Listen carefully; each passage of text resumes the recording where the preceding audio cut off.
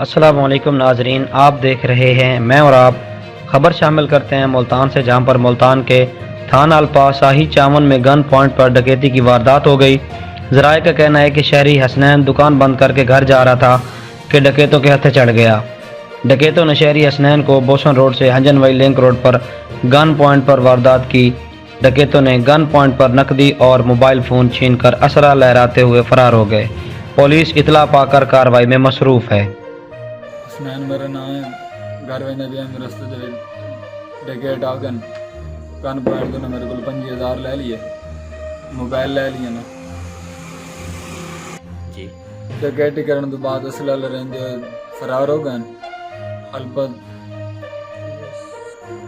Alba police نے گزارش ہے کارروائی کی تھی۔ ملتان اور اس کے مضافات کی خبروں سے باخبر رہنے کے لیے دیکھتے رہیے میں اور آپ۔